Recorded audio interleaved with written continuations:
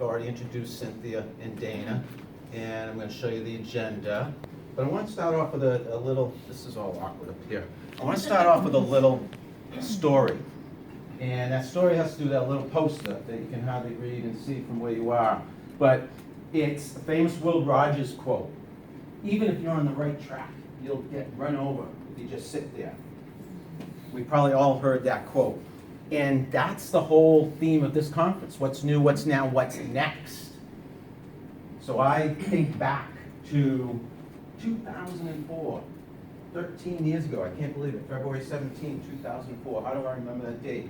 My good friend and former boss, David Hazeltine, might remember that date, might not. That was the date of my very first blog post when I worked for David at Yellowfin Direct Marketing. Okay? So my mantra, my whole career, and continues to be, even if you're on the right track, you never know, you might get run over. You can't just sit there. You have to be looking ahead, as Wayne Gretzky, the great hockey player, and thank you, David, by the way, at Yellowfin Direct Marketing for supporting the beginning of my blog, because I'm still writing that blog. 2004, that was a long time ago. Wayne Gretzky, great hockey player, the great one they call him. Skate to where the puck is going, not to where it is now. So what I'm trying to say is, the point is, direct mail. I mean, I've been doing that forever, but not as much lately. Email, that was a big deal. Social media is now a huge deal. But it's not one versus the other. It's all. And it's also the mantra of, even if you're on the right track, you can't just sit there, especially in this industry, especially in direct marketing. We need to always be moving forward. We need to always be learning new and different techniques and tactics and strategies and secrets, and that's why we're all here today at NENMA. It makes perfect sense to me. Hope it makes sense to you guys. I was an early adopter. That is literally me when I was little at my mom and dad's kitchen table with a typewriter. I knew I was going to be a writer. I knew I was going to be in content marketing and in social media. At age, I don't know, 1.5, 2 years old, I was an early adopter. It's important to be an early adopter because, again, try to experiment with all these new tools and technologies because you never know when they're going to get big.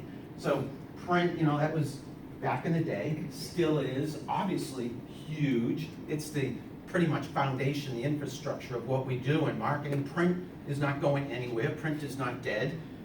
Direct mail, literally my mailbox at 33 Oakwood Avenue in Sudbury. Again, that's our bread and butter. That's a big deal. That's what we do a lot of as marketers. Again, Coakley Workman couldn't have said it better, couldn't have been a better spokesperson for direct mail for the United States Postal Service. Email.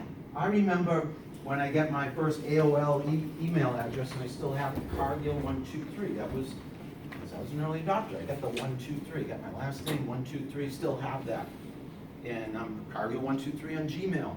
What I'm trying to say here is it's important to be first in trying these things because you never know if these things are going to be big, if these things are going to explode, if these things are all of a sudden going to be the bulk of what you do versus what you were doing. Social media, that's why we're here today.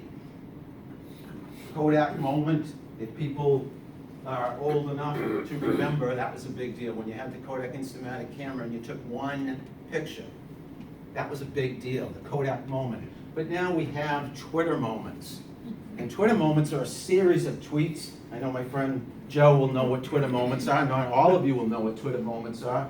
But you could take all the tweets that are tagged NEDMA17 and create a little photo album, if you will, a tweet album, and that's called a moment. And you can have one link to all of those tweets. The technology is unbelievable. The power, the reach is amazing. We never would have thought this 10, 15, 20 years ago. We're not going to go live just because of the technical issues, but I could show you a demonstration. You can look yourself for the demonstration. Twitter.com has this video where they explain how a Twitter moment works. On my own Twitter account, I have a bunch of moments. I encourage you, first of all, if you're not on Twitter, before the end of the day, please start your own Twitter account. Please start tweeting. Please start learning to tweet because it's going to be, if it's not already, a big part of your job. No matter what you do, you should have a Twitter account.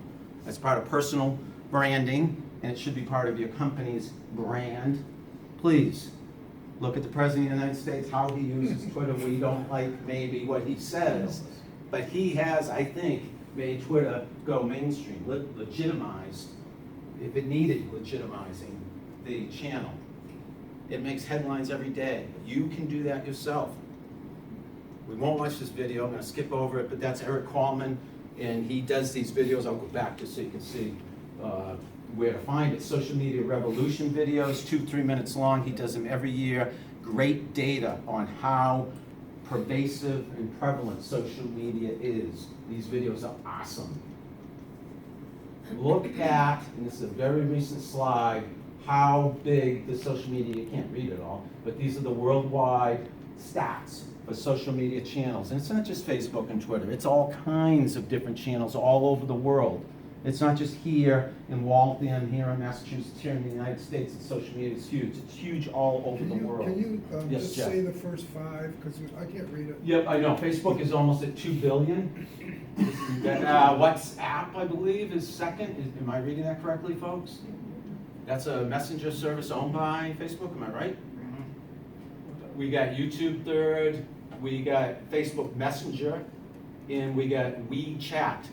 So in that top 5, I think I named 2 chat messaging services, and there's something that's next. It's now, but it's also next. Look into chat services, look into chat bots, and we'll talk a little bit about that in just a minute. Look into the fact that, oh my God, Facebook's almost at 2 billion. Mark Zuckerberg just made that announcement last week, I believe that was, May 3rd, whenever that was, 2 weeks ago. Little less than 2 weeks ago. 2 billion. Use Facebook. Connect with people. Don't say it's not for me.